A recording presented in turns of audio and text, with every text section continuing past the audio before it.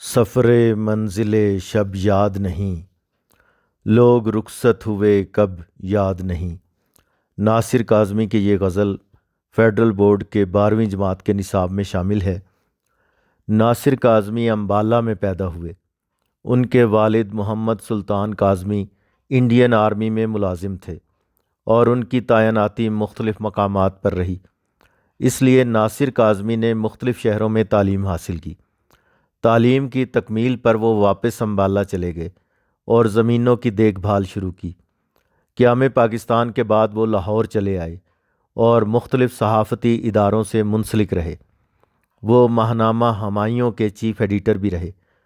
کچھ عرصہ ریڈیو پاکستان لاہور میں بھی ملازمت کی۔ ناصر کاظمی کا انتقال لاہور میں ہوا۔ ناصر کی غزلوں میں قدیم رنگ اور جدید رومانی رویوں کا امتزاج ملتا ہے۔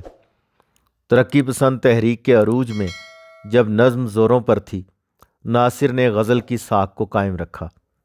ان کی غزل میں میر کے طرز ادا کے ساتھ ساتھ ان کا طرز احساس بھی ملتا ہے۔ پاکستان کا قیام ایک طرف تو مسلمانوں کے لیے ایک عظیم واقعہ ہے، لیکن دوسری طرف بدترین فسادات، قتل و غارت گری، دہشت گردی اور اپنی مٹی سے ہجرت اس کے المناک پہلو بھی ہیں۔ ان حالات نے اوروں کی طرح ناصر کاظمی کے دل و دماغ پر بھی برے اثرات مرتب کیے۔ ان کی غزلوں میں اعلیٰ اقدار کی شکست کا ماتم ہے۔ حزن و یاس، محرومی اور ناکامی کے احساس کے ساتھ معاشرے کی منفی قدروں پر طنز اور تلخی کا اظہار ان کی غزلوں میں نمایاں ہے۔ ناصر کی شاعری میں سادگی اور دلکشی ہے۔ چھوٹی چھوٹی بحروں اور سادہ الفاظ میں وہ اپنے جذبات کا اظہار کرتے ہیں۔ اب غزل کی تشریح کی طرف بڑھتے ہیں۔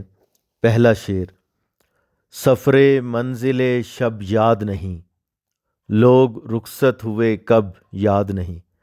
سفر منزل شب یعنی رات کی منزل کا سفر، رخصت ہونا، چلے جانا، ساتھ چھوڑ دینا۔ مفہوم یہ ہے کہ زندگی کے سفر میں کون کب اور کہاں ساتھ چھوڑ گیا مجھے یاد نہیں ہے۔ ناصر کاظمی اردو غزل کے نمائندہ شاعر ہیں۔ ماضی کی یاد، تنہائی، اداسی، محرومی اور ہجرت ان کی شاعری کے اہم موضوعات ہیں۔ ایک مستقل اداسی اور تنہائی، زندگی سے دوری، اجنبیت اور محرومی کا احساس ناصر کاظمی کے مزاج کی ایسی کیفیت ہے جو ان کی شاعری پر دھند کی مانند چھائی ہوئی ہے۔ ناصر کاظمی کا اسلوب میر کی طرح سادہ اور دلکش ہے۔ سہل ممتنع اور چھوٹی بحروں کا استعمال ان کی غزلوں کی خصوصیات ہیں۔ اس شعر میں شاعر کہتا ہے کہ رات کی تاریک منزل کا سفر مجھے اب کچھ یاد نہیں، اور اس سفر کے دوران کس شخص نے میرا کتنا ساتھ دیا اور کون کس مقام پر مجھے تنہا چھوڑ گیا مجھے یاد نہیں۔ ایک ایک کر کے ہر شخص نے میرا ساتھ چھوڑ دیا اور واپس پلٹ گیا۔ منزل شب مصائب، غموں اور پریشانیوں کی علامت ہے۔ شاعر کی تمام زندگی خستہ حالی اور غموں میں گزری، جس کی وجہ سے شاعر زندگی کے سفر کو رات سے تشبیہ دیتا ہے۔ رات آہستہ آہستہ ڈھلتی جاتی ہے تو ستارے بھی ایک ایک کر کے رخصت ہوتے جاتے ہیں۔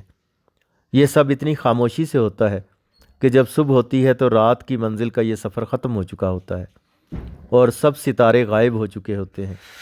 شاعر کہتا ہے کہ میری زندگی کے سفر میں بھی ایک ایک کر کے اتنے لوگ رخصت ہو گئے کہ منزل پر پہنچنے کے بعد جب میں نے دیکھا تو یہ یاد کرنا مشکل ہو گیا کہ کس نے کتنا ساتھ دیا اور کون کب اور کس جگہ رخصت ہوا تھا۔ بقول محسن احسان: ایک ایک کر کے ستاروں کی طرح ڈوب گئے، ہائے کیا لوگ میرے حلقہ احباب میں تھے۔ شاعر زمانے کی مطلب پرستی اور بے حسی کو بیان کرتا ہے۔ لوگ چڑھتے سورج کی پرستش کرتے ہیں۔ غربت اور سیاہ بختی میں قریبی رشتہ دار بھی ساتھ چھوڑ جاتے ہیں۔ جب راستہ کٹھن ہو اور منزل تاریک ہو تو لوگ آہستہ آہستہ چھوڑ جاتے ہیں۔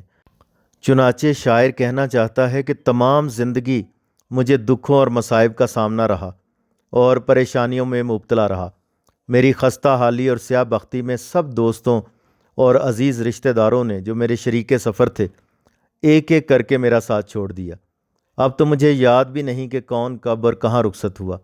بقول ناسخ: سیاہ بختی میں کب کوئی کسی کا ساتھ دیتا ہے کہ تاریکی میں سایہ بھی جدا رہتا ہے انسان سے۔ شعر کا دوسرا پہلو یہ ہے کہ شاعر نے شعر میں ہجرت کے غم کو بیان کیا ہے۔ ناصر کاظمی کی شاعری میں ہجرت کا غم اور بچھڑے ہوئے لوگوں پر ماتم کا اظہار بہت نمایاں نظر آتا ہے۔ تقسیم ہند کے بعد ناصر کاظمی کو امبالہ سے ہجرت کر کے لاہور آنا پڑا۔ امبالہ سے لاہور آنے تک کا سفر ہزاروں خطرات اور پریشانیوں سے بھرا ہوا تھا۔ ہجرت کے اس سفر میں بہت سے ہم سفر اس سے بچھڑ گئے۔ چنانچہ شاعر کہتا ہے کہ منزل پر پہنچنے کے بعد یاد نہیں کہ ہجرت کے سفر میں کون کس جگہ مجھ سے بچھڑا۔ ناصر کاظمی کا ایک اور شعر ہے، امبالہ ایک شہر تھا سنتے ہیں اب بھی ہے، میں ہوں اسی لٹے ہوئے کریے کی روشنی۔ ایک اور شعر میں ناصر کاظمی کہتے ہیں، اب ان سے دور کا بھی واسطہ نہیں ناصر، وہ ہم نوا جو میرے رت جگوں میں شامل تھے۔ دوسرا شعر دیکھتے ہیں، اولیں قرب کی سرشاری میں کتنے ارماں تھے جو اب یاد نہیں۔ اولیں پہلا، قرب قریب ہونا، پاس، ساتھ، سرشاری بے خودی، مستی، مدہوشی، خوشی، ارمان، خواہش، آرزو۔ اس کا مفہوم یہ ہے کہ محبت کی ابتدا میں بے خودی کی کیفیت میں کتنی خواہشیں تھیں جو اب یاد نہیں۔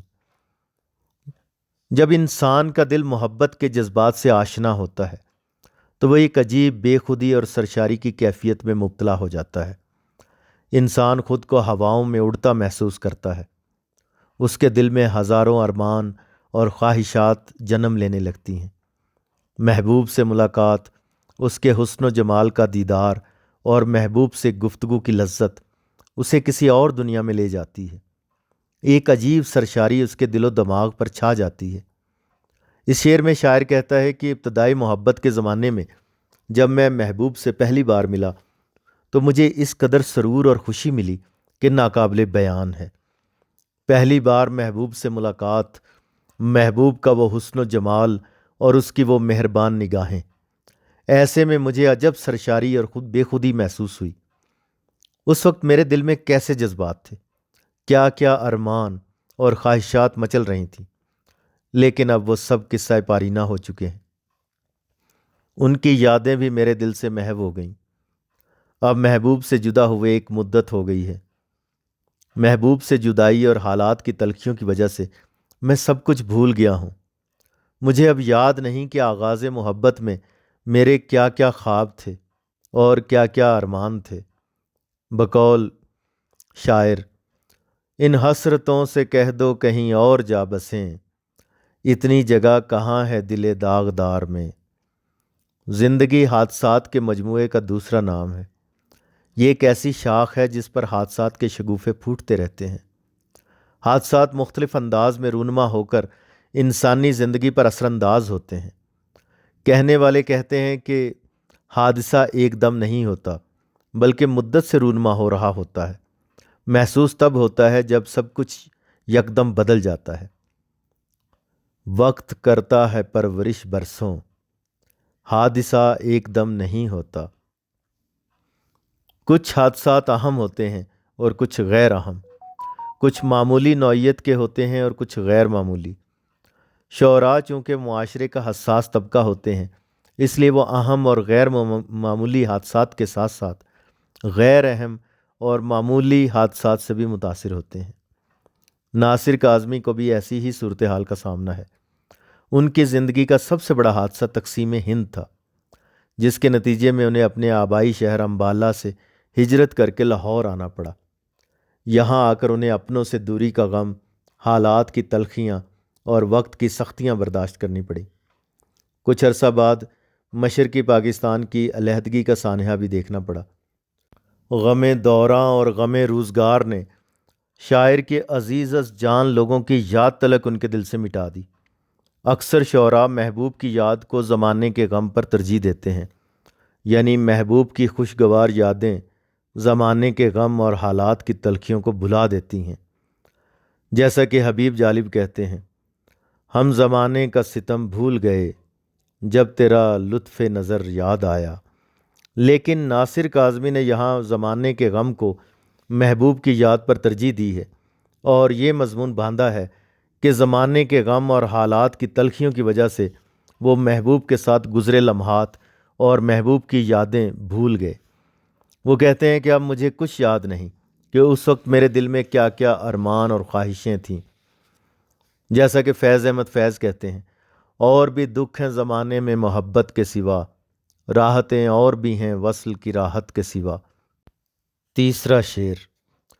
دل میں ہر وقت چبھن رہتی تھی مجھے کس کی طلب یاد نہیں۔ چبھن کسک، بیقراری، خلش، اور طلب چاہت، آرزو، خواہش۔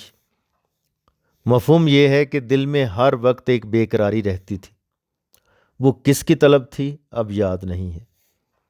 اس شعر میں شاعر کہتا ہے کہ ایک زمانہ ایسا تھا کہ میرا دل ہر وقت بے قرار اور بے چین رہتا تھا، دل میں ایک خلش ہمہ وقت رہتی تھی، لیکن حالات کے تھپیڑوں نے مجھے سب کچھ بھلا دیا۔ حالات کی تلخی کے سبب مجھے اب یاد نہیں کہ وہ کون تھا جس کی مجھے طلب تھی اور جس کی چاہت میں میں بے قرار رہتا تھا۔ میں کس کے لیے ہمہ وقت محو دعا رہتا تھا، اور کس کو پانے کی جستجو مجھے ہر وقت بے چین رکھتی تھی۔ زندگی ایک ایسا سائبان ہے جو جسم کو پورا سایہ مہیا نہیں کرتا، کہیں نہ کہیں کوئی کمی رہ جاتی ہے۔ دنیا میں ہر انسان ہمیشہ کی خوشی اور شادمانی چاہتا ہے، لیکن ایسا نہیں ہوتا۔ ماضی میں شاعر کے بھی چاروں طرف ہر طرح کی نعمتیں تھیں، مسکراتے چہرے، کھلتے گلاب، فرحت بخش ہوا اور دیگر نعمتیں موجود تھیں، مگر یہ سب ہونے کے باوجود بھی شاعر کے دل کو اطمینان اور سکون حاصل نہیں ہوتا تھا۔ ایک بے قراری اور چبھن سی ہمہ وقت رہتی تھی۔ جیسا کہ ایک اور جگہ ناصر کاظمی کہتے ہیں، آج تو بے سبب اداس ہے جی، عشق ہوتا تو کوئی بات بھی تھی۔ شاعر کہتا ہے کہ دنیا کی رنگینی، دلکشی اور رونقوں کے باوجود بھی میرے اندر کی اداسی، بے کلی اور بے تابی ختم نہیں ہوتی تھی۔ مجھے ہر چیز حاصل تھی، مگر جانے پھر بھی کس چیز کی کمی تھی، اور کون سی ایسی چیز تھی جس کی طلب اور ضرورت باقی تھی۔ اس شعر کی خوبی اور اس کا خوبصورت پہلو یہ ہے کہ کس چیز کی طلب اور چبھن ہے اس کی وضاحت نہیں کی گئی، یعنی شاعر کو خود بھی اس کے بارے میں معلوم نہیں کہ کس چیز کی طلب تھی۔ گویا شاعر نے تجاہل عارفانہ سے کام لیا ہے، یعنی جانتے بوجھتے ہوئے انجان بننے کی کوشش کی ہے۔ یہی اس شعر کا حسن ہے جس سے اس کے مفہوم میں وسعت پیدا ہو گئی ہے۔ غزل کو روایتی اور رومانوی اعتبار سے دیکھا جائے تو ایسا لگتا ہے کہ محبوب کا فراق اور اس سے دوری شاعر کو بے قرار اور بے چین کر دیا کرتی تھی، یا محبوب سے ملاقات اور اس کے حسن و جمال کے دیدار کی چاہت اسے ہمہ وقت بے قرار رکھتی تھی۔ بقول جان ایلیا، یہ مجھے چین کیوں نہیں پڑتا، ایک ہی شخص تھا جہان میں کیا۔ جب انسان کے دل میں کسی چیز کو حاصل کرنے کی خواہش پیدا ہوتی ہے تو انسان اسے حاصل کرنے کے لیے جد و جہد کرتا ہے، محنت کرتا ہے، ذہن میں ہزاروں منصوبے بناتا ہے، مشکلات اور تکلیفیں برداشت کرتا ہے۔ جب تک وہ چیز حاصل نہیں ہو جاتی وہ ہمہ وقت ایک ذہنی اور قلبی بے قراری اور بے چینی کی کیفیت میں رہتا ہے۔ ماضی میں شاعر کی حالت بھی ایسی ہی تھی۔ اسے جس چیز کی خواہش اور طلب تھی اسے حاصل کرنے کے لیے وہ ہر ممکن کوشش کرتا تھا، طرح طرح کے منصوبے بناتا تھا، اور ہر وقت ایک بے قراری اور بے چینی کی کیفیت میں مبتلا رہتا تھا۔ لیکن حالات کی ستم ظریفی نے اسے سب کچھ بھلا دیا ہے۔ یہ بھی ہو سکتا ہے کہ شاعر تجاہل عارفانہ سے کام لیتے ہوئے انجان بننے کی کوشش کر رہا ہو کہ مجھے وہ سب بھول گیا ہے، لیکن در حقیقت وہ اسے بھولا نہیں ہے۔ بقول جوش ملی آبادی، دل کی چوٹوں نے کبھی چین سے رہنے نہ دیا، جب چلی سرد ہوا میں نے تجھے یاد کیا۔ اس شعر کا دوسرا پہلو یہ بھی ہے کہ اہل فکر کے نزدیک چیزوں کا ہونا اور ان کی موجودگی اور کثرت ہی سب کچھ نہیں ہے، بلکہ ان کا صحیح استعمال انسان کو سچی خوشی دیتا ہے۔ اسی طرح رشتوں کا ہونا اور ان کی کثرت بڑی بات نہیں ہے، بلکہ رشتوں کا احترام، ان کے حقوق کی ادائیگی اور ان کا صحیح مقام ہی انسان کو سچی خوشی فراہم کرتا ہے۔ جب یہ سب نہیں ہوتا تو انسان اپنے اندر کہیں کچھ کمی محسوس کرتا ہے۔ سب کچھ ہونے کے باوجود بھی وہ ہر وقت بے چین اور بے قرار رہتا ہے۔ ماضی میں شاعر کو بھی غالباً ایسی ہی کیفیت کا شکار ہونا پڑا تھا۔ اسے جو رشتے میسر تھے ان میں احساس ذمہ داری، احترام اور حقوق کی پاسداری نہیں تھی، جس کی وجہ سے اس کے دل میں ہر وقت ایک چبھن اور کسک سی رہتی ہے۔ لیکن اب وہ سب باتیں قصہ پارینہ ہو چکی۔ وقت کے مرہم نے سب زخم مندمل کر دیے۔ اب وہ زمانہ رہا نہ وہ لوگ رہے۔ اب شاعر کو یاد بھی نہیں کہ ماضی میں کس وجہ سے اس کے دل میں چبھن سی رہتی تھی۔ بقول احمد فراز: آج تک اپنی بے کلی کا سبب خود بھی جانا نہیں کہ تجھ سے کہیں۔ چوتھا شعر: وہ ستارہ تھی کہ شبنم تھی کہ پھول، ایک صورت تھی عجب یاد نہیں۔ شبنم یعنی اوس کے قطرے، عجب منفرد، مختلف۔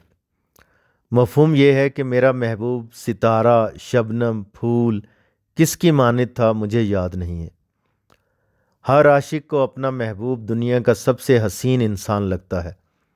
وہ کبھی اس کی خوبصورتی کو چاند سے تشبیہ دیتا ہے، کبھی اس کی نزاکت کو پھول سے تشبیہ دیتا ہے، اور کبھی اسے اتنا حسین بتاتا ہے کہ پھول بھی اس کے سامنے شرما جائے۔ جیسا کہ میر کا شعر ہے: نازکی اس کے لب کی کیا کہیے، پنکھڑی ایک گلاب کی سی ہے۔